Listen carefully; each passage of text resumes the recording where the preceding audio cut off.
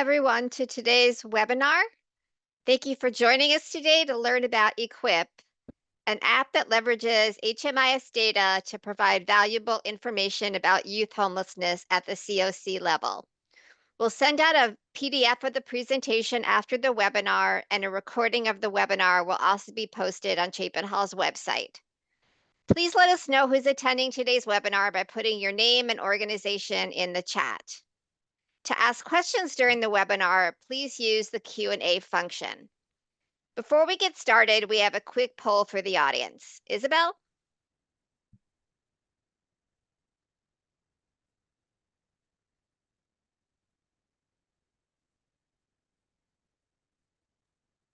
Thanks, Amy. I'm trying to pull our poll up right here.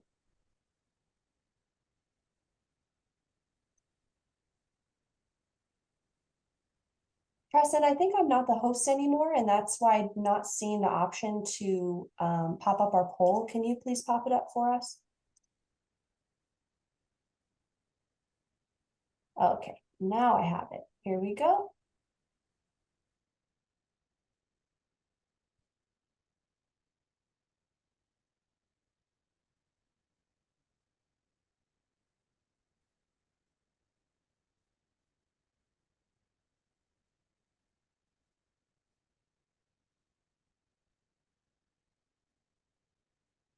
Great, thanks everybody. This gives us an idea of where you're coming from and helps us understand how to curate this content for you. Okay, great. It looks like we have about a quarter of the audience are service providers. Another quarter or so are from state and local government. We have some people from research and academia and Continuum of Care. So thank you all for participating in the poll. Now I'd like to turn it over to Chapin Hall's Executive Director, Brian Samuels. Brian? Great. Thanks, Amy. As Chapin Hall celebrates its 40th anniversary, we're excited to bring to you just the latest example of our work. From the beginning, Chapin Hall's goal was primarily to use administrative data to support better decision-making. We develop practical tools and evidence-based strategies for producing better outcomes for kids and families. Equipped is just one of the latest tools we have developed. As most of you know, I am a recovering policymaker, and I've always been frustrated with the quality of data that I could gain access to around the youth experiencing housing instability.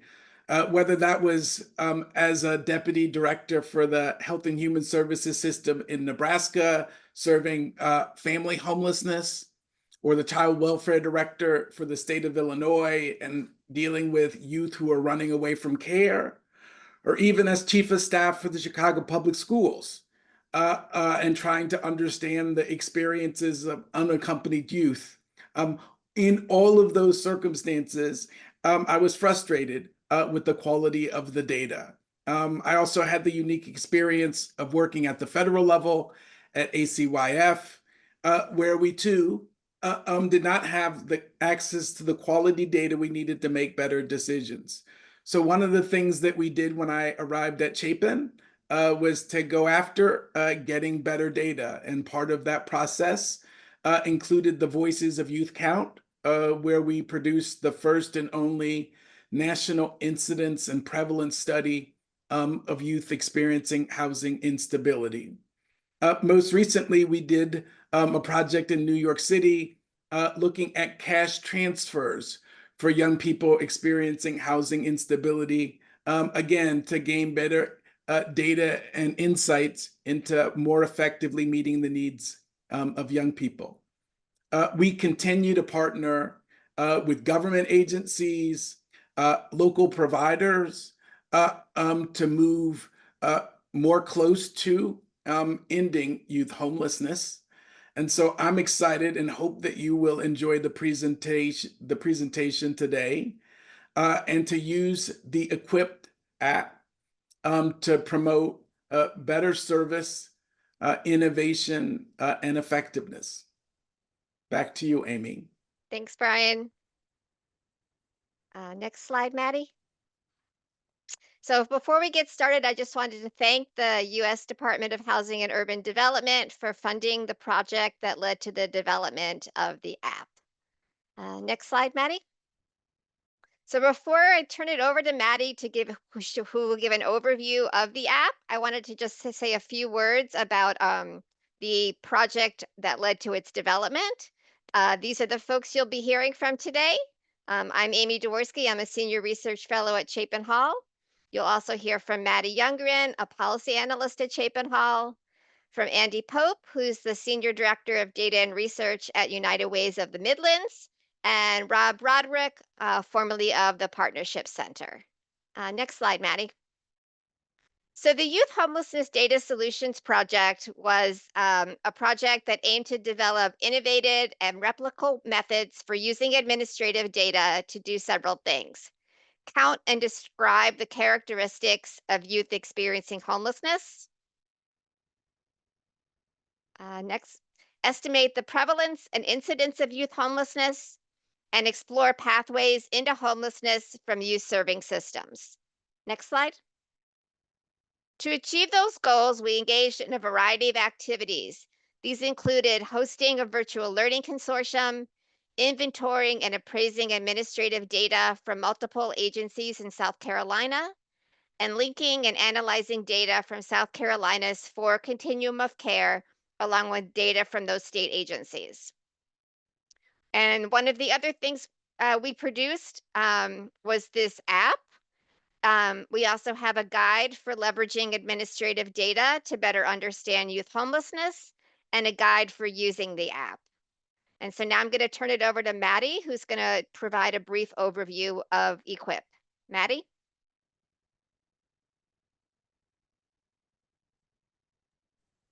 Thanks, Amy. Hi, everyone. I will just go over a brief overview of what the EQUIP app is before I pass it to Rob to give a live demo. So what's the EQUIP app? The EQUIP app was developed to help COCs optimize their use of HMIS data by allowing users to produce daily counts to further generate the prevalence and incidence of youth homelessness. And the app does this by using data from the U.S. Census Bureau's American Community Survey to specifically estimate the prevalence and incidence of youth homelessness in a particular COC's community. So where can you find the app? The EQUIP app is a software application found on Chapin Hall's Youth Homelessness Data Solutions project page that is downloaded to the user's computer. When you go to the page, you can click the Download the EQUIP app button to start the download and installation process. And so once downloaded from Chapin's website, the user will need access to client-level data for use of the app available through the HUD-mandated HMIS export and can be directly downloaded to the app, which Rob will demonstrate further right now. Passing to you, Rob.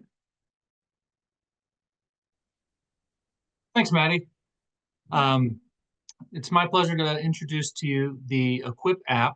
I'm going to do that in 3 stages. I'm going to tell you a little bit about how you get and install this app. I'm going to talk a little bit about the data set that goes into it. And then most importantly, what can you get out of this thing? So let's start with walking through that first step. How do you get this? As Maddie mentioned, there is a website on Chapin Hall's, or a page on Chapin Hall's website here. And there's going to be a button here at the bottom of the page. So if you're coming, I think we're going to drop the link in here, but it's on the project page for this particular project. When you come down to the bottom, there's a way to download the EQUIP app. This is for Windows only. We're unable to provide this for Apple users at the present time. Sorry about that.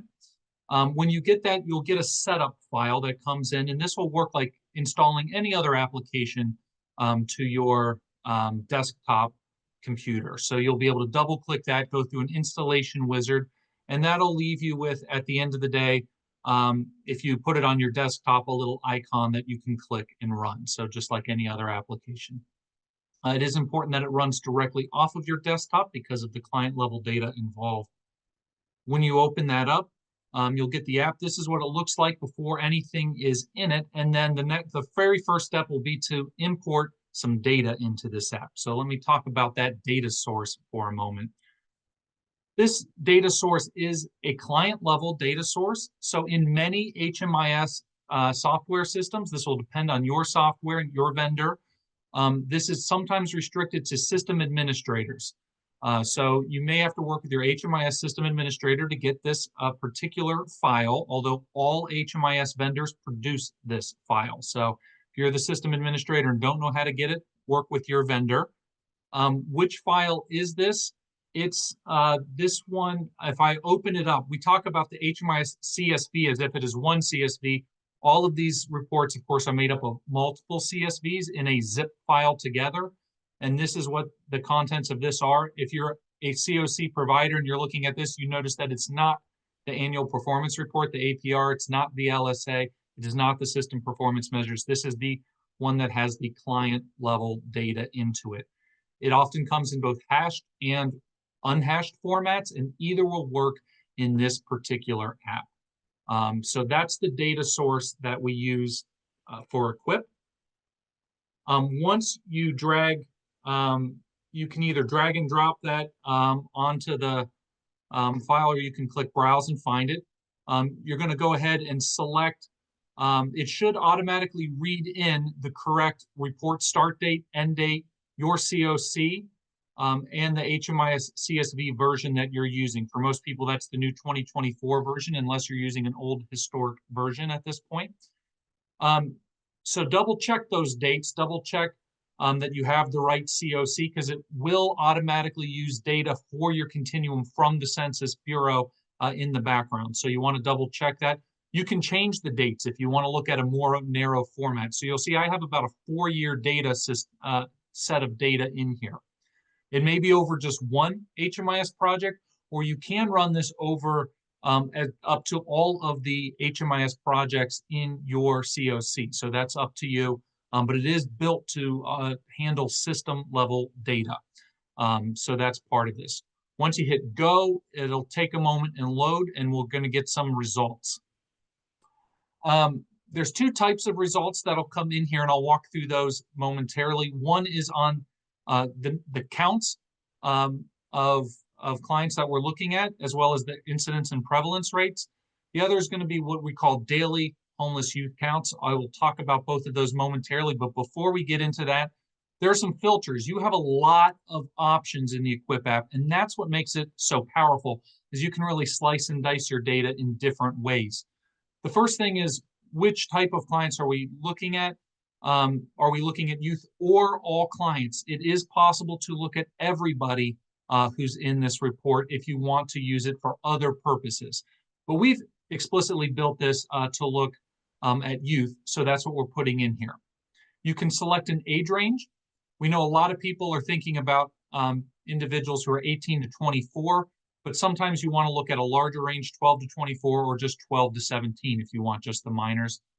And then when you're looking at youth, you can select unaccompanied, because that's the population that this app was built for. But you can also turn that off to help that compare, or to use it for other purposes for youth who are accompanied or all youth. For these definitions, we are always using HUD's definitions when we're talking about unaccompanied youth. So not one member of the household is 25 or older. And you can see HUD's definitions if you need for that, or you can see our report on the website for more information about those definitions. Once you've selected the filters, you can get in and look at the incidence and prevalence rates.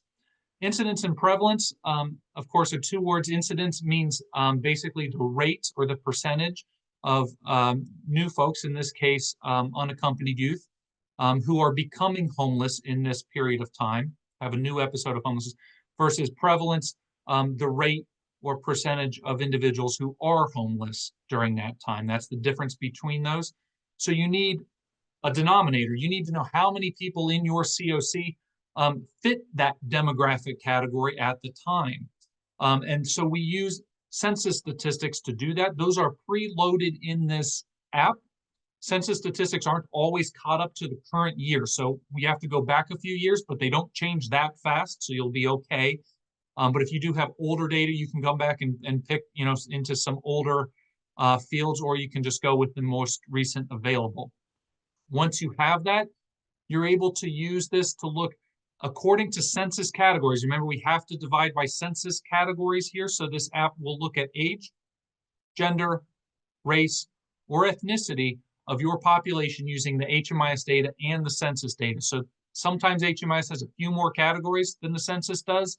And so those aren't available because we don't have the census data to divide by there. But you can go into there and you can look at these categories. These are, again, census categories to get the count of people in your area, new episodes of homelessness, look at the census data for that category, and then the prevalence and incidence rate. Those are all automatically calculated for you and for each of these categories. So that's the first thing that it does, and that's really great. That just helps you provide you with quick, easy data on the number of youth who are unaccompanied, or if you've selected some other filters, all individuals or accompanied youth, et cetera, all youth. That's the first bucket. The second thing that it does, I'm going to come back to these filters in a moment, but it gives us this rather large chart. This may take you a moment to play around with, but this is one of the exciting features of Equip, that it is able to provide a day-by-day count of how many people, according to your filter. So this filter is still applied. So right now I'm looking at unaccompanied youth homeless in, I should have said this at the beginning, this is a mock data set. So this is not a real data set that's being shown right now. So I'm looking at unaccompanied youth homeless in a fictional data set right now over a period of time. The app goes through and figures out who was homeless on any given day within that. And we had a lot of providers saying, can we get more granular than looking at a year? We can go all the way down to a day. So you can see these rates that go up and down. They count according to a couple of different methods. So these methods are the first filter, and you can see here, and you can read a lot more about this in our report or our Equip guide. The most common is the person in a housing project or a services project. They are not duplicated between those. So it'll pick housing if they're in both. Do we know they're homeless because of their exit destination? Because definitional, it's between two periods where we know they're homeless. Or a big one here is this self-reported category. This is the largest one that ends up in most groups.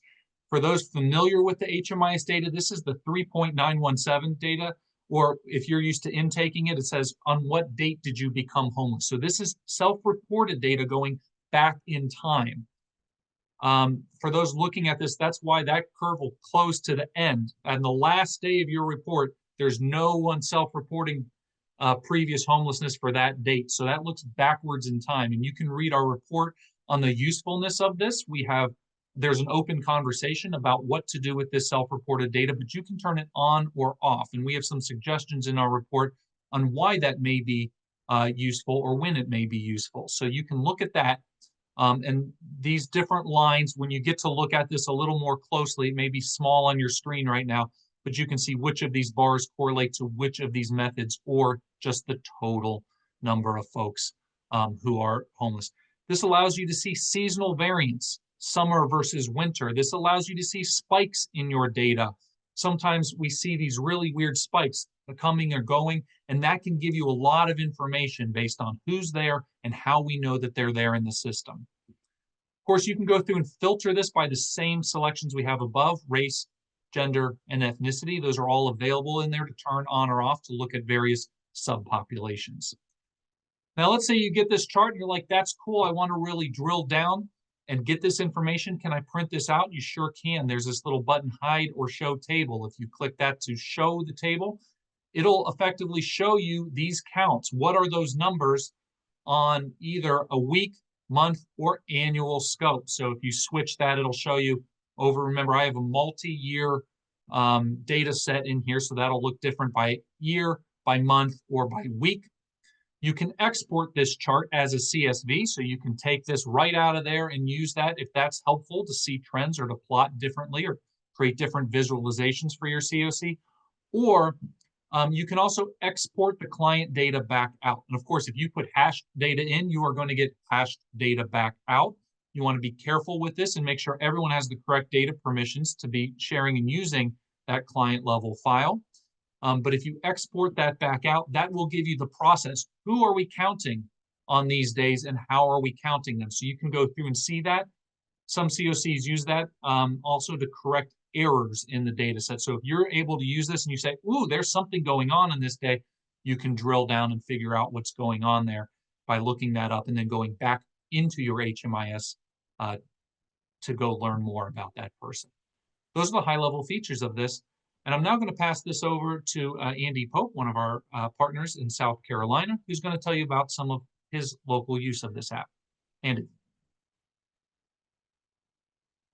Thank you, Rob. Hold on one second while I make sure that everything is sharing.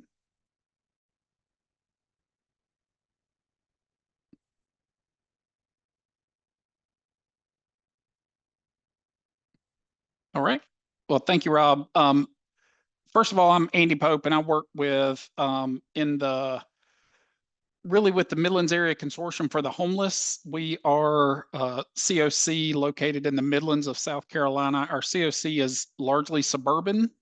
We have a lot of rural areas as well. We cover about 13 counties within our COC, and as of today, we have 142 HMIS users and about 116 HMIS projects. And we were very fortunate that Chapin Hall reached out to South Carolina to be a part of this effort. So we got a little preview of the app and had a chance to work with the app to do a couple different things. And I get opportunity to share with you if you're a COC provider, or as was stated earlier, if you're in the community and have connections to your COC provider and have interest in the app, then you can reach out to the COC, encourage them, educate them on the app to be able to get the information that you may need for reports, grants, and things like that. So here in South Carolina, we've done a couple of different things.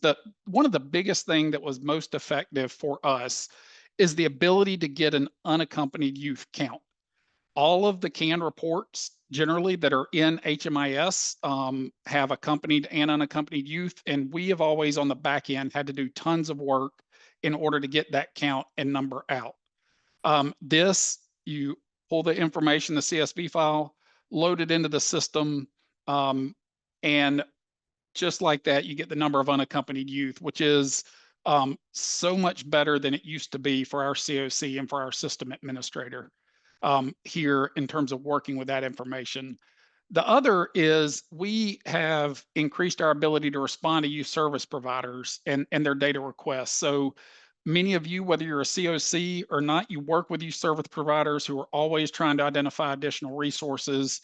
And the better ability they have to document what's happening in their community across their counties with youth, the better opportunity they have to access funds. And this app has given us an opportunity for our youth service providers to share data with them across, as Rob said, as many years as we're interested in, but also looking at the daily counts has provided an opportunity for our youth service providers to look at program initiatives and figure out, is there something that's going on during different times of the years to make sense? And we're able to provide this data to them, and then they're able to take it and make program changes, program updates, or provide it to other organizations in order to receive funding for the work that they're doing. The other is Rob did a great job of demonstrating it. I have a couple slides here that I'm going to show, but the data visualization is done for you within the app, which for some COCs, we know that across COCs, there's a wide range of ability to do data visualization. This allows you to have the data visualization at your fingertips, and you're able to sort it however you want related to the data that you want to present. But also, as Rob said, you're able to export this data for those who are used to creating their own data tables, their own data information. They could export this information and do their own visualization of the data that they're working with and data in their community. So it serves multiple purposes that we've been able to find here. And I know as more COCs begin to use it, there'll be many, many more uses of the data that you're going to be able to see. Rob mentioned this, but and showed this. So, but these are just some of the visualizations that come out of it, which Rob showed daily counts of homeless youth. And this is including and excluding self-reported homelessness. As someone who works in a COC, this is something we debate all the time related to homelessness and the definition of whether they're self-reporting the time that they became homeless or looking at when they first access care and services. So this gives us an opportunity to look at the difference between those. And this is looking at it across really months and number and days throughout each one. And then the other is the daily counts of homeless youth by counting method. So Rob showed you the different ways that you can identify youth and sort the data. So we have those that are based on definitional and related to what is the actual definition of homelessness, related to exit, those who've exited related to a specific service project or housing project, and then also related to self-report. So you can begin to look at the data even from this and see different times when there's a spike in those who are presenting or experiencing homelessness. I hope that all of you will take an opportunity to access this app, download it. I think you'll find that it provides you a much greater ability to be able to respond to requests that come in, to talk to funders, to talk to policymakers, to better articulate what's happening in your community. And we are very fortunate that we've had a chance to be kind of on the front end of this, and we are more than happy to assist with any COCs who are looking to use this data and use this information. And I really am thankful to Chapin Hall and the work that Rob did in order to make the app a success. And I think once you get into the app and learn how to use it, you'll realize the importance of what this can do for youth homelessness. Thanks, Andy. Yep. So now we're going to go to some questions from the audience. The first question, I think I'm going to toss this to Rob. I'm going to toss a lot of these to Rob, actually. Are there any confidentiality issues with entering client level data into the app? Yeah, that's a great question. So this report in general, that's why this report is usually limited in terms of who can access it, most typically to HMIS system administrators who do have that correct permission. So it would be up to your COC and the particular policies that your COC has in terms of how that should be shared. And I do encourage your COC to think about that instead of just saying, hey, can you send that to us? Because it can be done on a project or organization level, there's really some easy partnerships set up if an organization just wants their data from that. But you really should think about that before sending those around. So that's the main thing. The app is available for anyone to get, but if you're an external partner, you're a researcher or you're a government entity, you'll have to work with the COC and their HMI system administrator and work within their policies to get that data. Thanks, Rob. Here's another question. When you filter by race, does a client only appear in one category? A client will appear, there is a 2 or more races category. Let me put it that way. So there's a 2 or more. So if they have checked multiple races, identified as multiple races, then they'll show up in the 2 or more category. So the other ones are just for people who have exclusively identified with one race category. Great question. Got it. Can you drill down and look at counts at the program level instead of at the COC level? Absolutely. It depends on how the data set is run. So there's no filter within the Equip app to select your projects. It'll depend on which data you put in. So it's possible to run an HMIS CSV report for any, whether a single project, for all of the projects at an organization, or for the entire COC. That'll be something that you communicate with whoever's pulling down the report.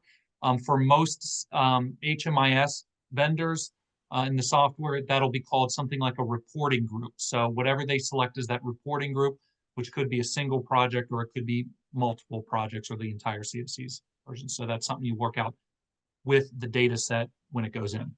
Good question. So if a COC has a young adult prevention project type, can those data be included somehow in the app? The prevention programs are not included in here right now because the individuals in a prevention program are not currently homeless.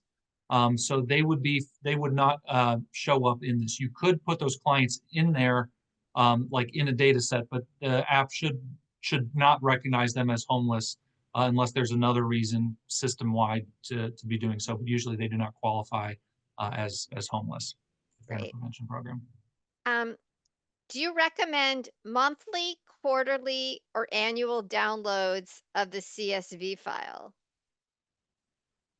That's a really good question. It's totally going to depend on your use of this. You can run it for any period of time. Depending on what we're trying to do, sometimes this is, it really is built to be able to handle, let me put it this way, a very large data set. And I have found personally in my own research that using annual or even multi-year data show trends better, especially if you want to look at the self-reported data, because there's no self-reported data. If it's today, I don't have self-reported data for today. You know, that's going to go back several years, as far as 1.5 years before that really is implemented. So especially if you're using self-reported data, I would recommend really a larger data set to use for. But you can put in a much smaller data set if that fits your reporting purpose or your analysis purpose. Here's another, I think related to a question we asked earlier, but what protections does the app have for data security? The app will have exactly the same data permissions and basically protections as the original data source does. So if you are using a hashed data system, going in, if you're using hash data come in, you get hash data that comes back out. If you're using identified data coming in, then there is identified data floating in there. So you want to be very careful about that. And that's why, again, the HMIS vendors will usually restrict who is able to access that client level data. Most normal HMIS users are not able to access that file for that particular reason. So this is a local collaboration and local policy issue. So does the app only work with youth who are unsheltered, or does it include all youth who entered into coordinated entry projects? Really good question. This app does use the coordinated entry data. It will, however, it's going to identify based on what we know. I'm going to back all the way up. We're always using HUD definitions on this. So I'm answering this question within a HUD sort of sphere, and I think that's how it was intended. But for those approaching from a different background, there's some questions. Is it education's data, definitions or HUDs? This is always HUD's definitions that are being used for this project. So then within coordinated entry, there are some data elements that identify whether the individual is homeless or not homeless. There's a couple data elements that refer to that. And so it looks at those. So it looks at what's been entered about that individual client with the coordinated entry file. If they're in coordinated entry and something else that qualifies them that we know means they're homeless, such as an emergency shelter, then it'll say, ooh, they're in coordinated entry, but they're also in a shelter. So I automatically know that they're homeless. So it'll be able to use both the sheltered, and you can get unsheltered data from coordinated entry or from other service projects, including street outreach or services only type projects. Can the tool be used with non-HMIS data to capture youth who are accessing low barrier services or not accessing services through the COC? Yeah, that's great. This really only uses HMIS data. So you have to have the data in your HMIS. That doesn't necessarily mean who's funded the data, but if you're not using an HMIS to record this data, you're not going to really be able to reproduce that file that has to go into the app to use for Equip.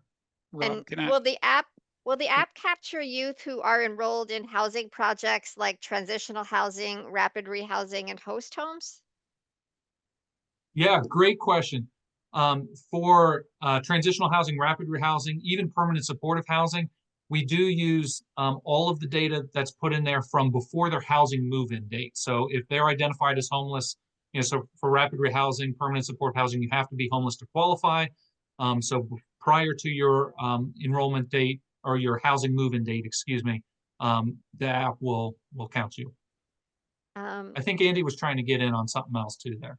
Yeah, Okay, good. I was going to say, Robin, this may can be answered later, but for those who put in programs for the point in time count for non-HMIS users, that information would also be counted and pulled in. So it's not everyone, but if you do include your non-HMIS providers in HMIS, then that information is pulled in because it's kept in HMIS in a specific program.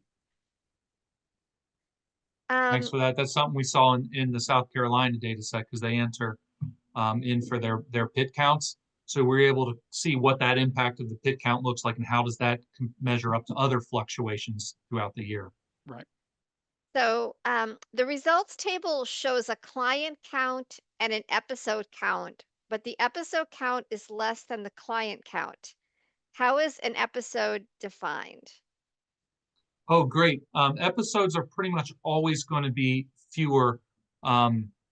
So an episode of homelessness, so this is using the same language that, for instance, the system performance measures would use. So again, we're going to be using HUD's definitions on an episode of homelessness. So that is someone who is known, in this case, within the data set that you're using. So it's going to compile across all of the projects that you've uploaded and produce sort of a bird's eye view of that person across multiple projects. So if the app can identify that they've become homeless on a certain date, even if they move between projects, that's all one episode. It also stays an episode if they leave a project, if they exit a project and enroll in a new qualifying project, and the time between them is under a week. And again, that's another HUD standard that we've pulled into this. So they're still definitionally homeless in between, even if they've quickly gone into, even if it's a PSH program for under a week now, that is still one episode of homelessness, right? So that's pretty much always going to be fewer than the counts of homelessness, because maybe if I'm measuring just January to December, when I'm looking in January, we're talking about how many people within that year became homeless that year versus how many people are homeless. Maybe you were homeless last year all the way through the next year. They'll show up on the counts, but not in the episodes in that case, because you did not become homeless for the first time during that period of time. So that's the difference between the episodes and counts. Great question. Will there be a Linux version of the app? Man, I would love to have different versions of this, Linux and Apple, and get them out there at this point. This is really this is a demonstration piece of software that we put out for a particular report. If the use of this app is really high, if Chapin Hall gets a lot of feedback about this, and we figure out a funding solution, maybe there'll be a future. Right now, we're putting this out there in a demonstration format, and we're going to see what that looks like. So there's no current plans for something future, but who knows the future? In addition to the HMIS teams working on this, who on the back end would have access to the information uploaded to the app? For the original data source, it really is, you're going to have to work with the COC or the HMIS system administrator, whoever that is in the local community with that app. We're not going to find this data floating around elsewhere, and that is because of all of the permissions issues that some people have brought up, which are very good questions. So that data set is restricted because it is client level. So if you're not someone with that access, reach out to your local, the COC, reach out to the system administrators and see what their policies are and see about how you can get the right data sharing permissions and so forth. And that's, again, a lot of the stuff that we've covered in some of the reports and some of the tools that we've put out about how to share administrative data systems appropriately and with the right security. So I'm going to take this question. Awesome. Is this information being provided to COCs across the nation, and how are you all sharing that information with states? So we're sharing it through webinars like this. So we hope that you will pass this information along to your colleagues within your COC or with other COCs, but it's going to spread like word of mouth, social media. We're counting on you to help us spread the word. I think we have time for one last question. Can we use the app only for youth who are unhoused, or can it be used for other types for youth in other situations? It will only, so, this is predominantly for youth who are unhoused. Again, this is going to go back to HUD's definitions on this. If we're talking about sheltered or unsheltered youth, and that's the same question, we can bring in data from other service projects for which homelessness is, required for that project. So again, a street outreach services only project, a coordinated entry project that identifies them as homeless. And I'm going to just turn the last question over to, I think, is there someone on our comms team that can answer this last question? A person wants to know if there's a newsletter that Chapin Hall has that we can get notified of updates like these webinars and other information. You bet. Can you hear me? Yes, we can, Marianne. Great. This is Marianne McMillan. I'm the communications director at Chapin Hall. Every month we put out a newsletter called Chapin Sites. It's under 500 words. And every month it'll tell you everything new that we have released and everything that's coming up, including this webinar. It just came out yesterday. So we'll put the link to how you can sign up for that in the chat. Thank you. And thank you everyone for joining us today. We will be sending out a recording of the webinar. Please visit the project page on Chapin Hall's website. And if you have any additional questions, feel free to reach out to us. Thank you.